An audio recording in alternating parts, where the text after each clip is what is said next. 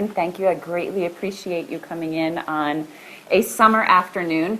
I think your timing is exceptional because I heard it's miserably hot outside and most people do not want to be outside at this time of the day. So good thinking, the 9 o'clock group in this beautiful weather, and you're in here at the most oppressive time of the day. For those of you, I think I remember meeting many of you throughout the course of the school year, but in case you've forgotten, I'm Jen Byers, the Assistant Superintendent here in Ledyard. I have the pleasure of working on a daily basis with Belinda Learned and Kim Campo, who are like kind of the substitute queens in the district, and I, again, greatly appreciate you coming in for the training. I think all of you are returning substitutes for the district this year. And so we will go through a presentation that in some ways may look familiar to you, some of the same information we shared last year. But what I did do in preparing this is get feedback from the administrators, who of course get feedback from their teachers, as to what they wanted me to kind of highlight or emphasize this year. So there will be some topics that I spend a little bit more time on than others as we go through the slides, because that is kind of the information that the administrators, principals felt was most important to make sure that we were all pretty clear on when it came to those expectations. Our presentation today is kind of divided into two parts. So I have the expectations piece and then I have the ASAP piece. If you are a returning sub, familiar with ASAP, know how to use it, nothing about it has changed, so your login and your PIN and everything is the same, then we're just going to skip that part at the end and we don't need to go through that. If there's anybody new or somebody who never actually even got into the ASAP process last year and wants to stay for the training, you're certainly welcome to, and I'm more than happy to go through that. But I don't want to keep you any longer than you have to be here, so we can skip most of that. As we're having our conversation around expectations today, what I tried to do is sort of divide it into 4 categories that make the most sense to me as I think about what the responsibilities are for substitutes. And so the 4 things that we will talk about is instructional accountability, a positive classroom environment, student safety, and then just kind of the professional expectations that we have in terms of policy and school expectations. So we'll dive right into instructional accountability. And the first bullet is kind of the first and primary role of a substitute teacher, and that is to please follow the lesson plans that are provided.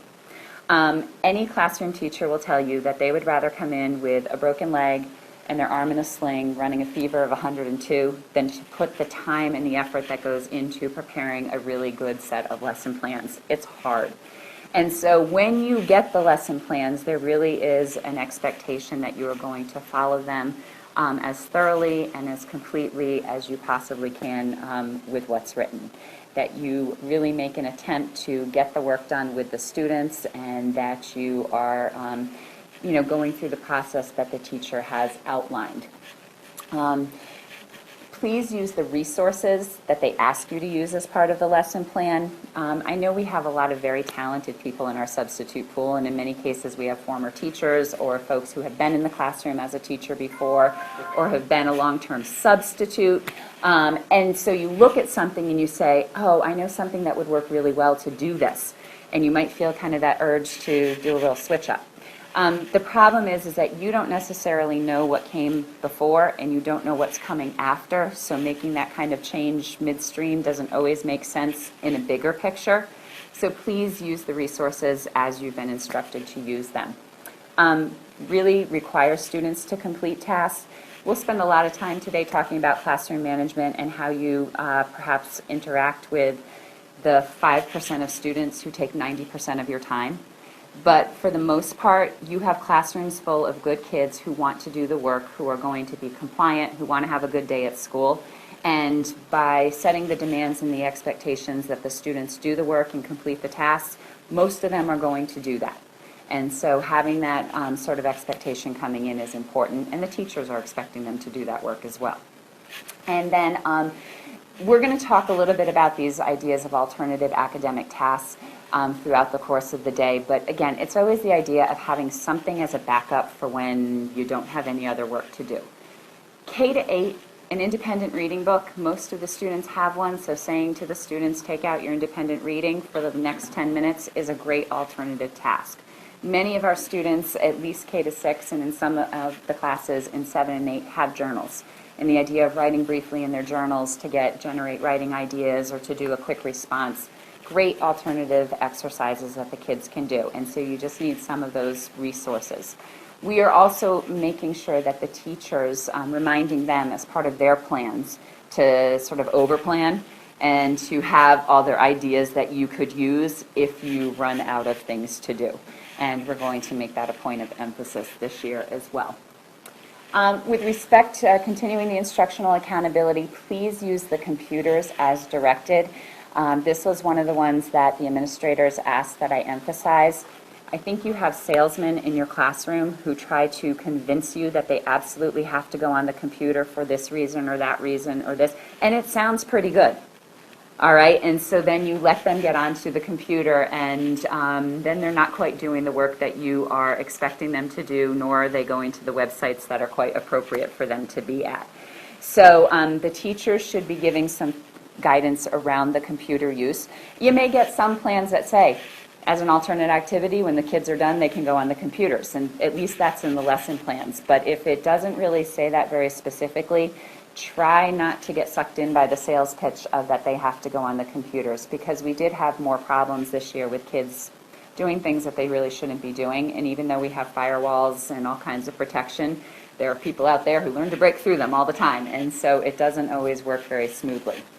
The other thing is that, of course, once the computer is on, supervising what's up on that screen is a critical step in that process.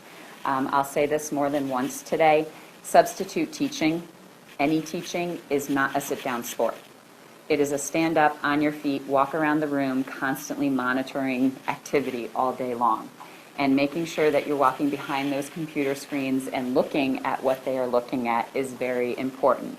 And they're quick with the tabs, so they'll have the wrong thing up and the right thing right next to it, and they'll tab back and forth between those two, and it's just, you have to really keep an eye on it at all times. And then the other one we were asked to stress a little more this year is the idea of keeping the students in the classroom. I think this is more of an upper elementary, middle school, high school concern, where, again, you have very good sales folks who are pitching the idea that they have to go visit Mrs. Smith's class. And a couple things happen when they go to visit Mrs. Smith's class. First of all, they're out of the room where they're supposed to be doing the work. Second, their independent field trip often involves a lot of wandering and indirect routing. So where it may actually be 2 doors down, somehow they manage to walk around the entire school in order to get 2 doors down. When they show up at Mrs. Smith's class, she actually has a class and is thereby interrupted from her teaching because the student is visiting. And then oftentimes in that roundabout detour, they get into a few other problems and trouble and make some not so great choices. And again, you have students who are passionately trying to convince you they need to get out of the room to go someplace. And please do not get drawn into that. Really, the idea of keeping them in the classroom was one that they asked us to emphasize with subs this year. You certainly are going to get kids who ask to go to the nurse. You will have students who ask to go use the restrooms. In many cases, the teachers kind of outline what their policy is for that. If they don't, in general, a standard practice is kind of 1 kid out of the room at a time. That's a safety issue for you because you have to kind of keep track of who's gone. And as soon as you start going past that 1, it's very easy to forget who's not in the classroom. So those are just some general expectations around instructional accountability. Before we move on, any questions or comments or things that I can help on with the instruction piece? Okay, so moving to the positive classroom environment, kind of the second tier, because you're not going to get a whole lot of instruction done if the classroom environment isn't one that's supportive and positive. First and foremost, require that the students respect you. You shouldn't be Alicia, you should be Miss Stanwood. And so having that proper address is one of those ways that you would require respect, also in terms of their tone and the language that they use with you. Please demand that the students respect each other. I have the fortune of reading all the reports, whether it's true or not, that we get of bullying in the district. And I will say most bullying happens during recess and lunch and on the school bus, so during the times that the kids are not supervised. But if I had to identify a point where kids are supervised and I see more reports of bullying, it happens during times when substitutes are in the classroom.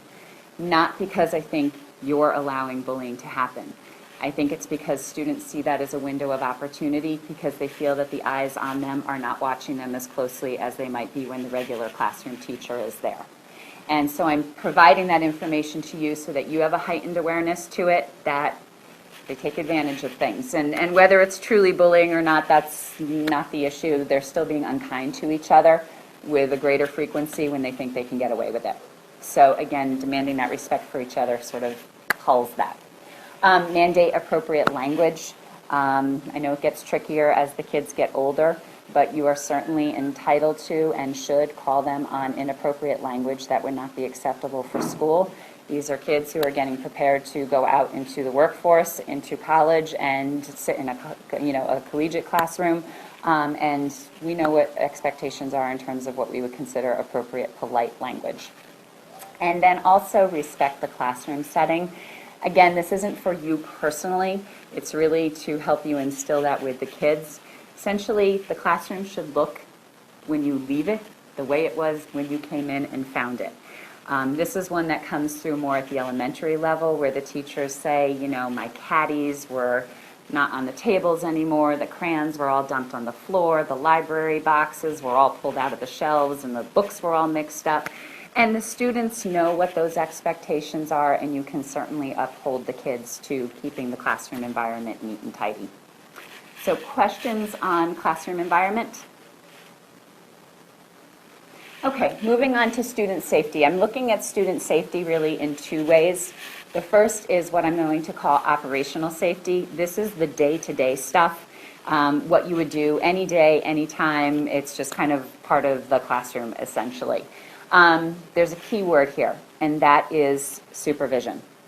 We've already touched on it a little bit with the computers, but again, it's not a sit-down sport. You are constantly up and walking around and watching what the kids are doing. So you may have a classroom of students that look very compliant. They all have papers in front of them. They're all busy working. You have to go around and look and make sure that those papers are the ones they're supposed to have, and the work that they're completing is actually the work you're expecting them to do. Watch the computers. Also listen to what they're saying. So you may have, again, kids who are in a discussion group and it looks like everything's going really well. They're animated, they're talking, not even loudly. They're using their indoor voices and they're talking. What are they talking about? And is that the topic that I want them talking about? So again, it's that constant supervision. Never leave the classroom unattended by an adult. Unfortunately, we had a situation of that this past year. That particular substitute can no longer work with us in Ledyard because they made a very poor professional decision. And I understand kind of where they were thinking. They had an emergency. They needed to leave the room immediately. I get that, but you can't leave it without another grown-up there. And that applies pre-K through 12. There is at no point in time when you can leave the room without an adult in there. You can ask a neighbor, you can ask a paraprofessional, you can call down to the office. Somebody will come help if it's that much of an emergency that you have to leave, but make sure there's a body in that room before you step out. The other format of safety is, of course, the emergency safety piece. As part of what you do when you come in, you're going to want to look for those emergency plans. Usually it's a red folder. Usually it's somewhere close to the door. I'd say that's kind of just a general protocol. If you can't find it right away, see if you can contact somebody immediately to figure out where it is, and make sure you just have a general sense of what the fire drill and the lockdown drills are going to be like, because if you're in the schools frequently, you're going to experience one. The most critical piece of the emergency safety is knowing where the kids are, because you are accountable for them. So if somebody was out at the restroom and the fire drill rang and they haven't rejoined your class, you need to know that, because then you need to report that they were missing, they were in the restroom, and hopefully somebody came and picked them up as a spare tag-along as they were exiting the building. And on their end, if somebody has an extra student, they're reporting that in, so you want to make sure that ultimately in the end those jive.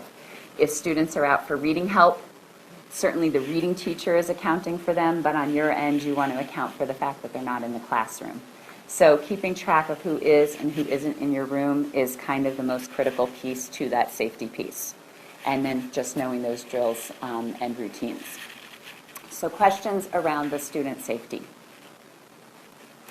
And then finally looking at the professional expectations. Our dress is what we would call business casual, sort of like bank teller attire.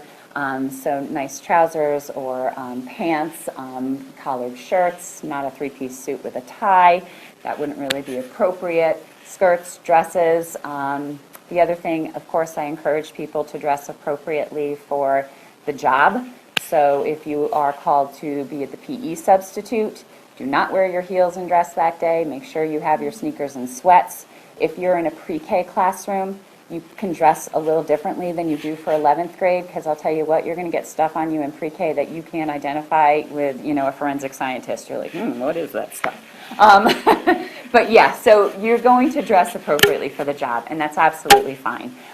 Dress down days, they vary by the schools, but I'd say Friday is a good bet. Those are usually the dress down days, and pretty much what dress down looks like is your top kind of stays the same as it does on every other day, and you're wearing jeans. So that's kind of how you manage dress down days. I think it is very important that every day you come to work, that you are always prepared and mentally thinking, I'm going to be outside today. And so you should always come prepared to either be on duty or potentially be out for a drill. Make sure in the winter you have your hat and your coat and your mittens. If it's raining, have an umbrella, because you run a pretty good chance that you're going to be outside at some point. And so you just need to come prepared for the weather. Cell phones. If I had to identify the one area where we dismissed the most substitutes this year, it is because of cell phones. People who just couldn't seem to put them away. And so I will make this as clear as I possibly can. If there is a single student sitting in the classroom in front of you, your cell phone should be put away. You can have it on, it can be on vibrate. If for some reason there's an emergency, again, we are understanding individuals, but you're not doing a stand-up, walk around, checking, supervising students when you're doing this. And so, and I will say, one of the subs we had to dismiss looked at me and said, but I was checking ASOP. Well, okay, you were looking for a job for a day, but now you don't have one for the rest of the year because you were on your cell phone. It's a heightened issue because the students aren't supposed to be on their phone. So if they're going to turn you in for something, it will be for using a cell phone because they see a great sense of injustice that you get to use it and they don't. And so that's often how the reports come to us. They also will take pictures of you using your cell phone. I don't want any of this to happen to you. That's why I'm kind of going through the dramatics. Just keep the cell phone away. There are points in the day when you don't have kids in front of you. During lunchtime, during a planning period, and at those points you certainly can be an adult and go and use your cell phone. I just ask that you have sort of a professional awareness around that.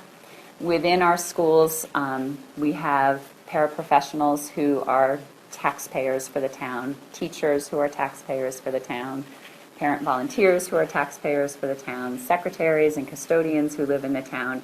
And they will come to a board meeting and they will say, I don't know why we pay a substitute if they sit there for 83 minutes on their cell phone.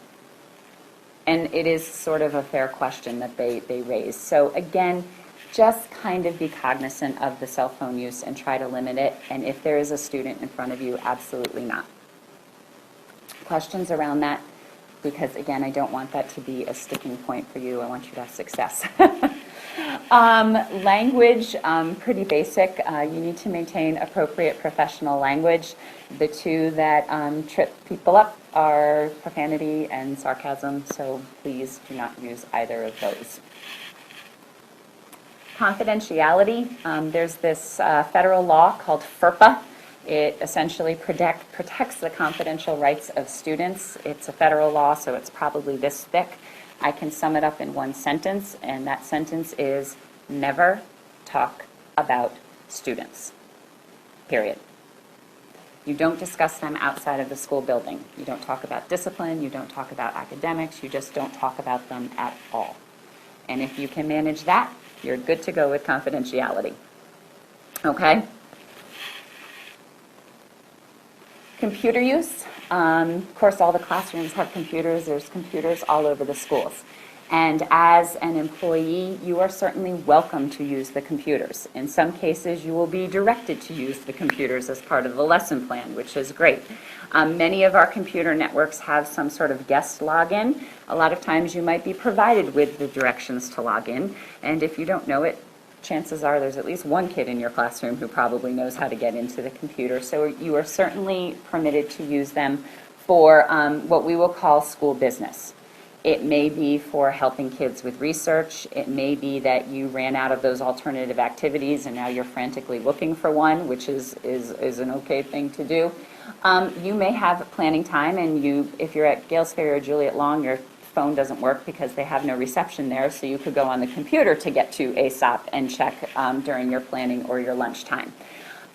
Please do not use the computers for personal business like Christmas shopping at LL Bean, because that's what people are going to see and notice, and then that's not an appropriate school use. So again, computers for school use, please, and certainly for ASOP as you need it and when you have that planning period, but not for any personal use. Social networking, again, pretty easy if you're on Instagram or Twitter or Facebook or any one of the social networks. Please do not friend or have private chats with students. They will try to. They will ask for send you friend requests. The answer is no, never. But the other piece is also remember that as a substitute, you are a figure of interest, and they will seek out your social networks, and if your privacies aren't pretty high and they can see some of the things you post, they're going to read them and look at the pictures.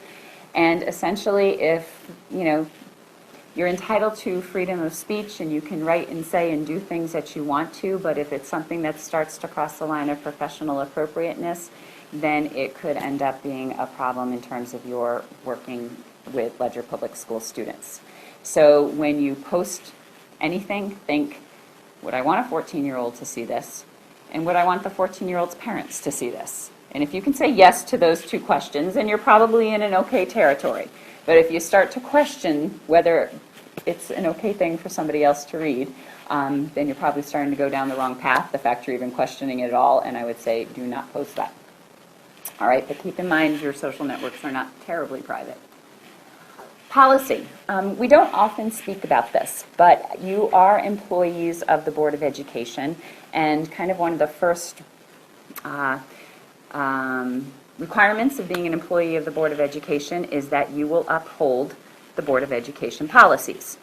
Now, the Board of Ed has a policy manual that is 2 3-inch 3-ring binders thick. If you have insomnia, it's a cure. It's huge. It's massive. It's also online. And many of the policies have no direct impact on you within the classroom. And so even though you are required to uphold them, it's kind of like you never would be asked to because it really has nothing to do with your job. However, there are chunks of the policy manual that do have a direct impact on you. And the one that I would point to most is the 4000 series, because that's the section of the policy that applies to personnel. And so that's where you would find things of interest to you. You can certainly go online and look at that section of the policy. We've covered many of those today here as part of the presentation. Staff conduct, student-staff relations, social media, electronic devices.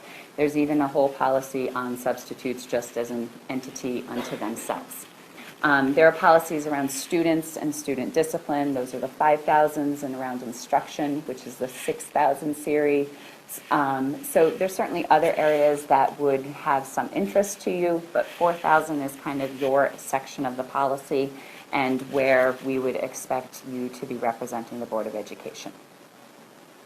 Questions on professional conduct policy or anything we just went through in this section? So just some quick reminders. Arrival time is 7:30 for the middle and high school, and then 8:10 for the elementary schools. As I've been giving the substitute trainings, I've been getting feedback from subs as to what they would find helpful. And so I've been passing that on to the principals, and hopefully they are passing that on to the staff.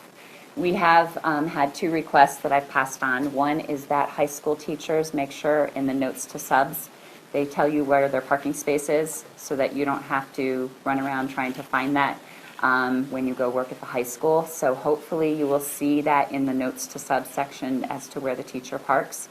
The folks who sub for elementary teachers a lot asked if they could please indicate when they have a morning duty, because that does kind of throw off the whole day. When you have 4 buses sitting out front waiting for the teacher to help the kids unload, and you're the teacher, and they're sitting on the bus and you're just coming in with your stuff. So we've asked the teachers to please make note of those 2 particular things. Really, everybody who has a morning duty, we ask them to make a note of that, but it seems to hit elementary more frequently. So hopefully we will see some of those changes. Checking in, so once you get to the building on time, then you check into the office. Make sure that you sign the timesheet. It's part of our payroll process. We require your signature. Pick up the lesson plans if they happen to be there. You guys know that sometimes they're in the classroom, sometimes they're in the office, sometimes a neighbor is bringing them in and they haven't arrived yet. But you just kind of want to see, that the lesson plans are at least coming. Get the badge, get the keys that you need for the day. Check about duties. And then also, this is the point where you probably will get the additional assignments. Substitutes are hired to work for a day. Kim Campo is the queen of additional assignments, where she basically says, oh, you have a second block planning? Great, you're going to go cover for Miss Hargis during that block. And so she will pull and move people around and kind of create an extra substitute by plugging people in during their planning periods. Elementary schools will do this also, but not with quite the same frequency, although they may ask for an extra hand out at recess or at lunch if they know that you have it. I can tell you during the first month of school, if you have a planning period and you're in an elementary school, go to kindergarten, because they can use all the help that they can get during that first month of school with 22 5-year-olds. So head on down to K. But certainly, usually it's the principal secretary will give you those additional assignments. Every once in a while, it doesn't jive with what the teacher's telling you to do. So if that happens, just kind of talk through it with the secretary. They understand that your responsibility is to the teacher first and foremost. Before school starts, review those lesson plans. Look for those safety procedures. Make sure you know what you're doing there. Be familiar with the classroom behavior. Really true at the elementary level, where you typically have those rules or the Constitution posted someplace. You just want to look at that and make sure you know what those expectations are going to be. Introduce yourself to the other staff who are in your classroom. A lot of times there may be a paraprofessional in there. And then certainly introduce yourself to the neighbors around you. If you're a frequent sub, they're going to know who you are anyway. But if you're new to the building or not there very frequently or have never been in that section of the high school, it's a good chance just to make sure that you get to know the staff that surround your classroom. When you meet the students, make sure that you introduce yourself so that they know who you are. Keep in mind always that your role is the substitute teacher. You are not the student's friend, although you may be friendly. And so, maintain that professional distance. And then right from the beginning, set the clear expectations for behavior and task completion.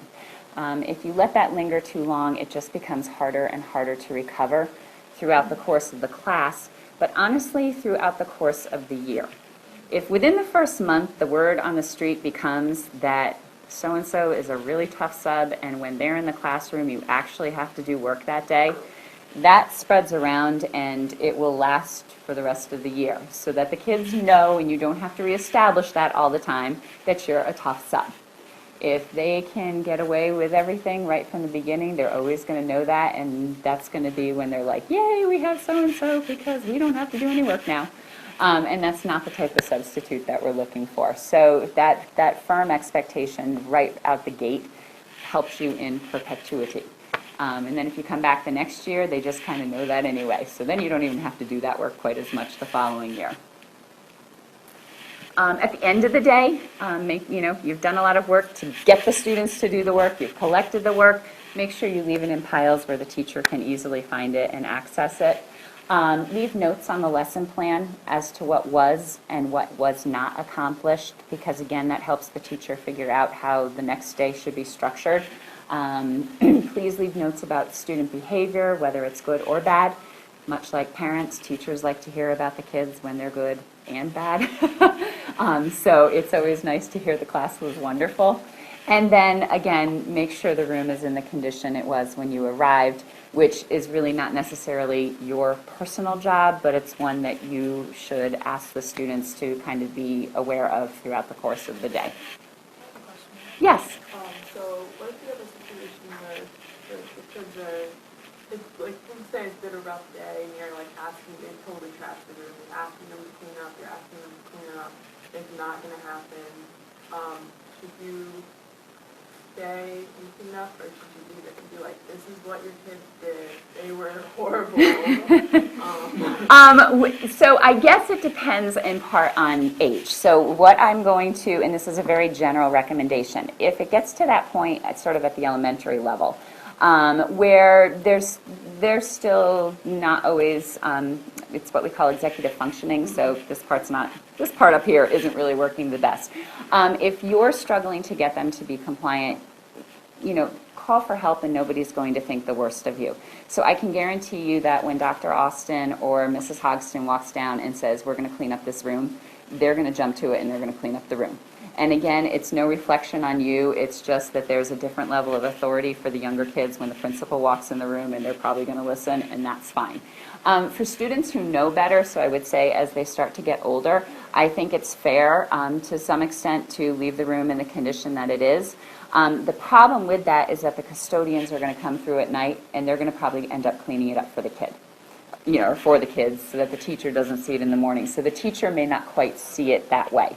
You can certainly leave notes about it. You can take pictures, and I think ASOP may even have some abilities to upload some things on your end. But I don't know if it can do pictures, but you can certainly leave notes in there about what the condition of the room looked like. But that would be my sense, is that to their best of their ability, the custodians would end up cleaning up some of it. But no, ultimately, it's not your responsibility to stay after at the end of the day and pick up after the children. So trying to get them to comply is your best option, and if they don't, then just let the teacher know. Does that make sense for most of you hearing that question? Because that's a great question. Okay, any other questions as we've been going through that? All right, end of the day, get back to the office, turn in your tag, turn in your keys. If you didn't sign your timesheet when you first checked in, sign the timesheet now as you're leaving. You're often going to hear about other assignments at this point that the secretary is aware of, so it's a good time to check. Please remember, you are expected to stay for a full day. There will be some teachers who will say, hey, I have planning at the end of the day. You don't need to do anything starting at 1:30. Before you exit the building, make sure that that is absolutely true. Check with the secretary that there's not an additional assignment or duty. Remember, at the elementary schools, they go to specials from 2 to 2:50, and then they come back and they get their lunch boxes. So that 2:50 to 3 o'clock time is like the most hectic part of the day, and we need you there. So yeah, just sort of be mindful of that. I have planning at the end of the day statement that teachers will sometimes leave. Drive safely from the parking lot. That was my last thing. One of the pieces that, again, I was asked to cover in a little more detail this year is discipline and classroom management. And I'm going to share with you how we hope to help you with this process. And basically, the best deterrent to kids making poor choices with their behavior is making sure that they have something else to do. Because if they're busy and if they're occupied, then they're going to be less likely to find something less productive to occupy their time.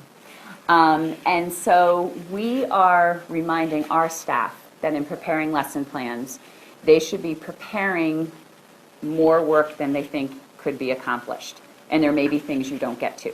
They should be preparing alternate activities. So if they finish X and Y, they could always go on to Z. So hopefully, and I do hope that our staff will be conscientious of that. And certainly when you leave notes for them about the work, if they had something, if it's an 83-minute class and what they left took 30 minutes, go ahead and leave a note that says, we were able to finish this in 30 minutes. Because then that way the teacher's getting feedback as to how what they're preparing is actually translating into a classroom. That's absolutely fair. So we're going to try to help you on that end. On your end, again, it's that whole idea of making sure that they are doing the work, keeping them motivated to do that work, and then sort of having that plan for what to do next if you run out of work to do is very helpful. And that will kind of cut down on that 5% of students who are, trying to do something else that you're spending 90% of your time quelling. But basically, when the kids are busy, they're going to be better behaved. Excuse me. With respect to motivation, this is where I will let you have a little bit of personal discretion. Here's a good example. High school kids are going to be motivated through sort of that social interaction. And a carrot and stick approach with a high school student is not necessarily a bad approach. You guys work for 70 minutes, and if you finish your work and you do what I'm asking you to do, you can have the last 10 minutes just to have as your talking time, is a motivational carrot and stick approach, and that's professionally appropriate. You guys work for 10 minutes, and then the next 70 is your own personal sort of time, not an appropriate professional decision. So I don't object to that motivational piece. It's just kind of making sure that what you're using is going to fit within an academic frame. Somebody at one of our others said, the teacher will say that it's homework. I always tell them it's classwork. And I always tell them it's due by the end of class. And she's like, I'm lying. And I said, that's okay, because first of all, the teachers do that a lot too. And she said, yeah, and then at the end I look golden, because then when they say, but miss, I didn't finish, and I say, oh, you can take it home for homework, I look like the good guy, but really I'm just doing what the teacher asked. But that's absolutely fine too. Go ahead and let them know things like that, because it does keep them working throughout the day. Establish and maintain standards of behavior. Again, going back to just always do that right at the outset. Also, look for your allies. Remember, 95% of the students in that class want to be there. They want to do the work. They want to have a great day at school. They don't want to feel lousy and miserable about the class that they were just in. They're compliant. They want to do the right thing for their teacher. They want to do the right thing for you. And so they're going to do the work, and they're going to help you. And you'll know who they are the more you substitute in our schools. Look for those allies and get them to help you through the day as to where they keep the papers or where they keep the notebooks or where the extra pencils are. And they will help you out. Just again, that whole supervision, be alert to that inappropriate behavior and make sure that students are making good choices.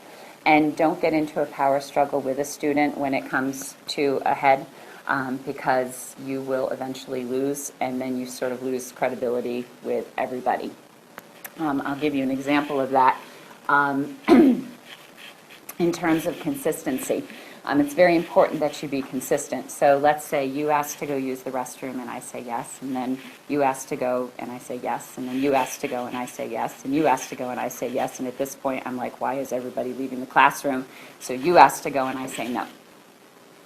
Well, you and I are going to get into an argument right away, because I just let 4 people go and I didn't question it, and when my 5th person asked me, all of a sudden I'm inconsistent because I don't keep saying yes, and then when we get into that argument, chances are we're going to get into a power struggle, and I'm going to be on the losing side of that.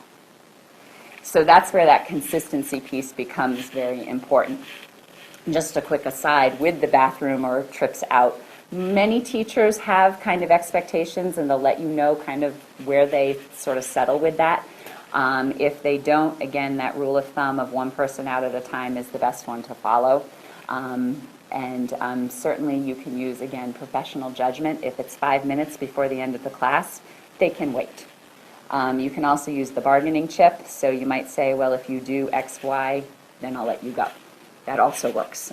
So again, that's a professional judgment. Typically, though, we eventually let the kids go use the restroom. Also, age is important. If they're 5 and they're demanding to use the restroom, the answer is probably always yes. Let's see. Don't make threats that you can't carry out. For example, oh, everybody's going to have to stay in for recess if you don't do this. First of all, it's against state statute. They have to get recess, but also that's not necessarily a threat that you can carry out. Don't use the classwork as punishment. It's kind of counterproductive for everybody in education to say, well, if you guys misbehave, I'm going to give you more of this, because then the work is seen as negative as opposed to positive. Make sure that you get, this kind of goes back to your question, when it starts to get out of control, ask for additional help. Nobody thinks any less of you for when you finally kind of hit that point where you can't manage it anymore. And as a matter of fact, we actually greatly appreciate that, because then we're able to hopefully get somebody else who can intervene so that students don't get hurt or either, physically, but even like emotionally, that you kind of lose control of the classroom and can't sort of recover from that, or that you just hate doing what you do, which is not what we want for our substitutes. We want this to be a joy. And so please get that help when you need it.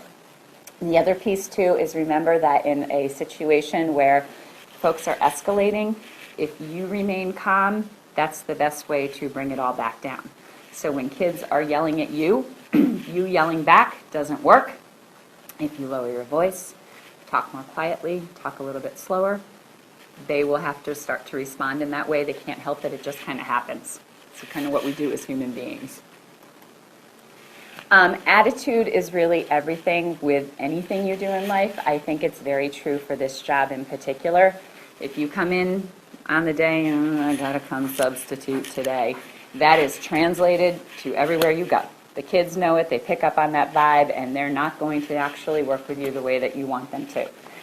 If you come in with sort of that every day is a new challenge, I get to do something different every single day, I get to see different kids, this is amazing, these are incredible human beings in front of me and I'm helping them to grow and develop, that's a whole different approach when you walk into the building. And so really that attitude is everything, and it translates to everything that you do. And they notice. There are many students who will see you almost more than they see some of their teachers. Think about it. If you're at the high school and it's an AB day, they only get to see them sort of every other day. You might have a schedule where you see kids every day that week.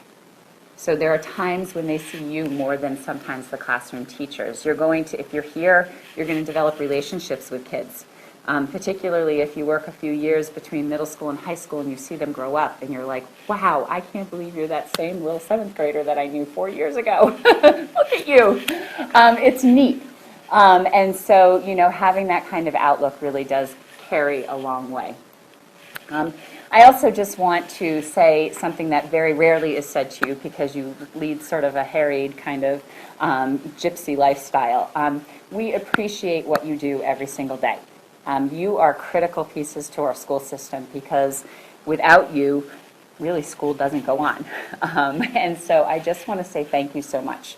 You have a very important job. You're responsible for student learning, student safety, and let's face it, life happens and teachers aren't here very often, and we call on you to fill in that gap, and you do an excellent job at that. So on behalf of everybody in the district, I just want to start the school year by saying thank you so much for what you do. We really greatly appreciate it. Any other questions that you have or comments? You all good? All right, and anybody need ASOP training? I think we're all set, yes? Don't be shy. More than happy to help. You all good? You want to do it again? Beautiful. Okay. All right, so I'm going to let all of our ASOP veterans, you can move on. However, I do have a couple requests. On the back table, Belinda has put out a few sheets of paper. There's one piece to update personal information, so like if your address changed, phone number changed, particularly the phone number, that's pretty critical to ASOP. And there's a sheet to do that. Direct deposit, if you're not already on direct deposit, the district is moving everybody to direct deposit, so you will need to grab that sheet and get the direct deposit set up for your substitute pay. There are new state and federal tax forms, so if you need to change withholdings, this is the time to do that, and I'll get that submitted to the payroll office. And then finally, there's just a quick review sheet for logging into ASOP. Like I said, it hasn't changed, so if you're good to go with ASOP, then you're all set. Jobs have been starting to get posted into ASOP, so keep an eye on that, but it'll be picking up in a couple of weeks. And until then, thank you again for coming, and have a great school year.